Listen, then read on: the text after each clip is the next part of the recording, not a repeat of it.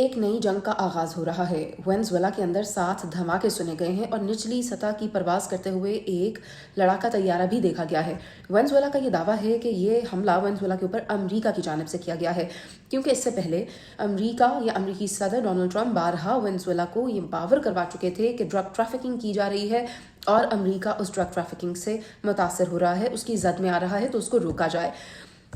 Nicolas Maduro جو کہ Venezuela کے پریزیڈنٹ ہیں، ان کا یہ کہنا ہے کہ وینزویلا مکمل طور پر امریکہ کے ساتھ تعاون کر رہا تھا تاکہ ڈرگ ٹریفکنگ کو روکا جا سکے، لیکن اس کے باوجود 7 دھماکے کیے گئے ہیں، جن میں کیراکس، میرانڈا اور لا گوائرا کو ہدف بنایا گیا ہے، جس کے باعث ان کو جو نقصان پہنچا ہے اس کا مداوع تو نہیں کیا جا سکتا۔ لیکن جاننا یہ ضروری ہے کہ 2025 سے لے کر سپٹمبر 2025 سے لے کر اب تک امریکہ نے کئی اٹیکس جو کیے ہیں، ان کے پیچھے آخر اصل حقیقت کیا ہے، وجہ کیا ہے؟ کیا یہ وجہ ہے کہ وینزویلا اور امریکہ کا اپوننٹ یعنی چائنا، ان کے درمیان روابط زیادہ اسٹرینتھن ہو رہے تھے، اسٹرانگ ہو رہے تھے، اور وینزویلا ایک بہت بڑا پروڈیوسر ہے آئل کا، اور وہ تیل کو ایکسپورٹ کر رہا ہے چین کو ان گاڑیوں پہ جن کو امریکہ نے سینکشن کیا ہوا ہے؟ کیا یہ وہ بات تھی جو امریکہ کو کھٹک رہی تھی؟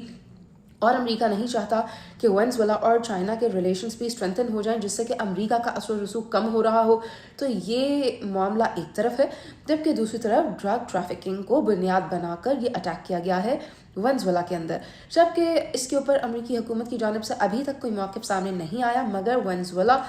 اور وینزویلا کے پریزیڈنٹ، گورنمنٹ تمام کا یہ کہنا ہے کہ یہ حملہ ان کی ساکھ پر، ان کی انٹیگریٹی پر، ان کی سوورینٹی پر کیا گیا ہے، اور اس کا وہ جواب چاہتے ہیں امریکہ سے، مگر ابھی تک امریکہ کو کوئی جواب سامنے نہیں آیا۔ With the passage of time, let us see how America responds to these accusations made upon it by Venezuela.